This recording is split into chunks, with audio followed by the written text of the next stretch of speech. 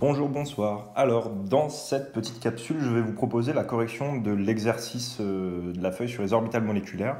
Il y avait un exercice qui concernait l'hydrure de lithium.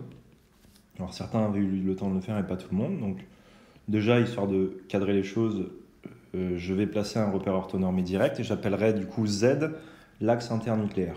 Voilà, comme ça, on parlera tous de la même chose. Mais évidemment, ça, c'est arbitraire. Alors, c'est parti. Donc, dans la première question, on vous demandait, dans le cadre de la méthode CLOA, donc combinaison linéaire d'orbitales atomiques, identifier les OA qui interviennent dans la construction de ce diagramme. Donc là, les orbitales qui interviennent, ce sont les OA de valence. Ok. Du coup, pour l'hydrogène, on a une configuration 1s1, et pour le lithium, on a une configuration 1s2, 2s1. Ok. Ce qui fait que pour l'hydrogène, c'est l'orbital 1s, mais attention, pour le lithium, oulala. Voilà. Attention, pour le lithium, la couche de valence, c'est bien la couche n égale 2. D'accord? Donc il va y avoir les orbitales 2s et puis aussi 2px, 2py, 2pz, même si elles ne sont pas occupées. D'ailleurs, on aura donc 5 orbitales atomiques qui vont interagir et on doit trouver 5 orbitales moléculaires. Si vous regardez le diagramme, on a bien 5 OM, donc tout va bien. Dans la deuxième question, on vous demande d'identifier les OM sigma et pi et de préciser pour chacune le caractère liant, antiliant ou non liant. Je vais aller un poil plus loin parce que c'est un bon entraînement pour vous. Je vais faire quand même le bilan des interactions des orbitales. Comme ça, on va pouvoir dire un petit peu plus de choses et puis c'est des choses qu'on peut vous demander. Donc, alors je l'avais représenté comment? Ouais, j'avais mis le lithium à gauche. Donc j'ai d'un côté le lithium, de l'autre côté l'hydrogène, d'accord? Avec l'hydrogène, il a son orbital 1s, et puis le lithium, il faut regarder la 2s, la 2px, la 2py et la 2pz.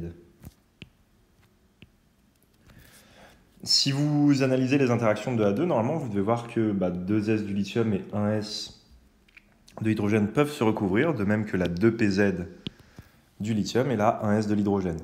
En revanche, pour ce qui est des orbitales 2px et 2py du lithium, elles ne se recouvrent pas avec la 1s de l'hydrogène, donc elles n'interagissent pas et donc elles restent non liantes. D'accord? Et puis d'une autre part, on a pour les trois autres une interaction à 3 orbitales atomiques, d'accord? Ce qui va conduire à 3 OM. Et vous voyez bien, si vous regardez le diagramme, que la 2s et la 2pz ne sont pas retrouvées en tant que telles dans le diagramme, mais elles se mélangent. Ok? Alors, pour ce qui est de la symétrie, les orbitales symétriques par rapport à l'axe internucléaire Z sont de symétrie sigma, donc c'est le cas de la 2s du lithium, 1s de l'hydrogène et 2pz du lithium.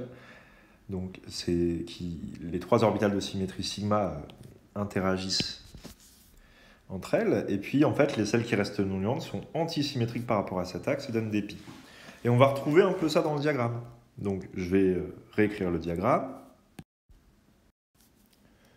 Donc ici on voit cette orbitale qui est symétrique par rapport, alors je vais le noter, celle-ci est symétrique par rapport à une rotation de 180 degrés autour de l'axe Z, de même ici, alors que les deux orbitales Px et Py sont antisymétriques.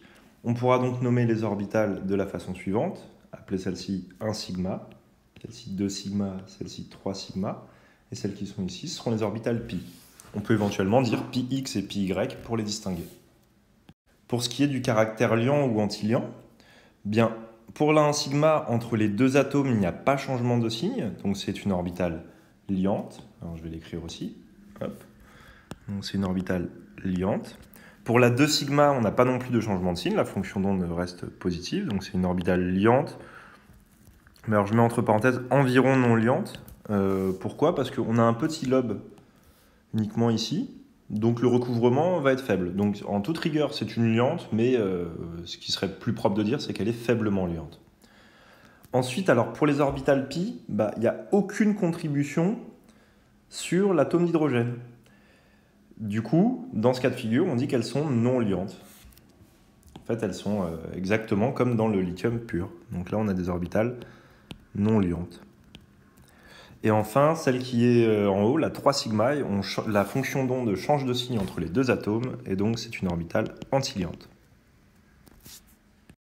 Dans la question 3, on vous demande de remplir le remplissage électronique. Donc là, chaque atome a un électron de valence, donc on se retrouve avec 2 électrons de valence.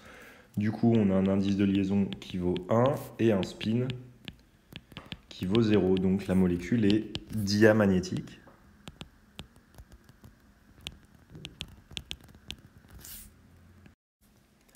Et enfin, la dernière question était un poil plus subtil. Donc, dans la question 4, on vous donne une expression approchée pour l'OM de plus basse énergie. Donc l'expression approchée, du coup, c'est l'OM 1 sigma, qu'on écrirait comme étant 0,333 fois la 2s du lithium plus 0,801 fois la 1s de l'hydrogène. Voilà, alors, on peut faire un petit commentaire déjà là-dessus. C'est qu'en toute rigueur, dans l'orbitale 1 sigma, on doit avoir la 2s et la 2pz du lithium et la 1s de l'hydrogène. On voit que dans cette expression mathématique, on a négligé l'influence de la 2pz du lithium. D'accord? Donc c'est pour ça qu'on dit que c'est une expression approchée. On vous demande quand déduit-on quant à la polarité. Donc l'OA qui a été négligé, ça j'y ai répondu.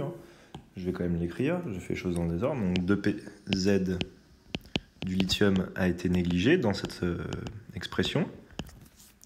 Et ensuite, l'orbital va être davantage développé sur l'atome qui porte le plus gros coefficient. D'accord? C'est ce qu'on voit dans cette représentation. On doit avoir une sphère.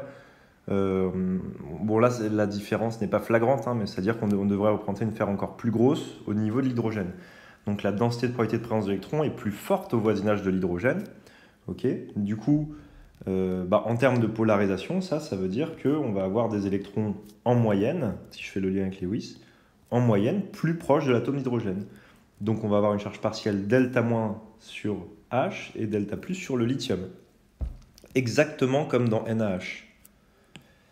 Exactement comme dans NaH. Et d'ailleurs, remarquez que le lithium est juste au-dessus du sodium. Donc finalement, là, on a ce qu'on appelle un hydrure alcalin. C'est un donneur de H-. Et on peut utiliser LiH de la même manière qu'on utilise NaH. C'est une base très forte, H-PK35. Et c'est pour cette raison-là. Donc quand le proton... j'ai dit une bêtise. Quand l'atome d'hydrogène est chargé delta-, on parle d'hydrure. Et quand il est chargé positivement, il s'agit d'un proton. Voilà pour cet exercice.